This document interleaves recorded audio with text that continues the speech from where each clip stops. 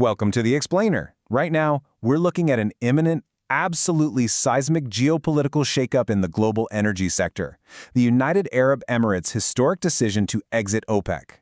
Look, this isn't just a minor policy shift, it's a massive move that redefines national sovereignty over oil supply. And frankly, it completely changes the math for the entire global economy. So, let's dive right into it.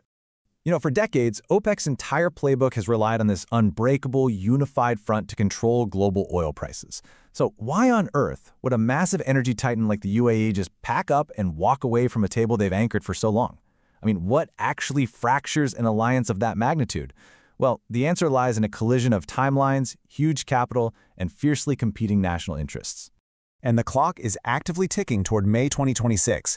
Make no mistake, this isn't some vague policy proposal or a hollow threat to leverage a better boardroom deal. According to deep reporting from outlets like BBC News and Al Jazeera, this is a scheduled, concrete exit strategy. Market analysts are already scrambling to recalculate their future projections, bracing for a major supplier operating entirely outside cartel rules in literally just a couple of years. It really boils down to a fundamental clash of strategies. On one hand, you have OPEC's core mechanism, artificial restriction. They use strict production quotas to prop up prices. But on the other hand, you have the UAE's sovereign interest. Abu Dhabi desperately wants the autonomy to maximize its oil revenue by pumping at full capacity. They want to completely shed those collective constraints and set output based purely on their own domestic economic engine. The catalyst for all this friction comes with a staggering price tag, $150 billion. Let that sink in. That's roughly the GDP of a small country poured directly into the Abu Dhabi National Oil Company, or ADNOC. You don't deploy $150 billion on state-of-the-art infrastructure just to let those assets sit idle, right? This investment is basically the physical manifestation of the UAE's ambition colliding head-on with OPEC's restrictions. Because that colossal investment was aimed at one singular target, ramping up production to 5 million barrels per day by 2027. But tethered to OPEC, that goal is completely suffocated.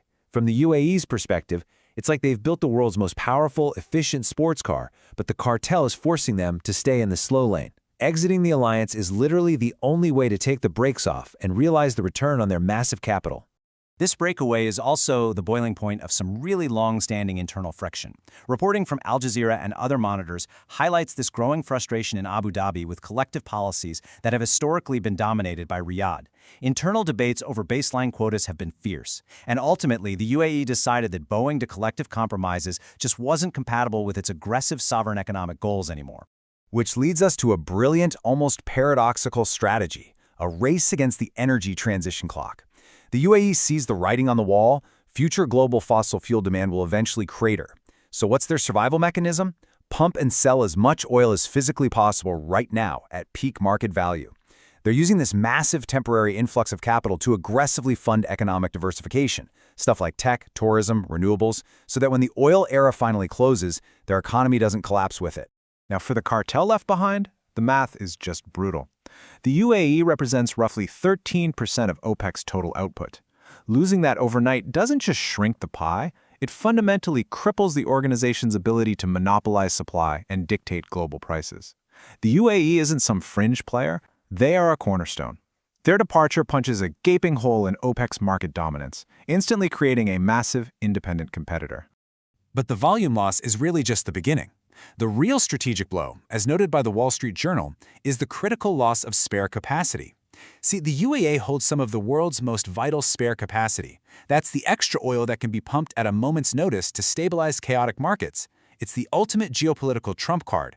By losing Abu Dhabi, OPEC loses its primary shock absorber, stripping away a massive piece of its leverage during global crises. Historically speaking, massive energy monopolies almost always fracture and evolve. Just look at the legacy of Standard Oil.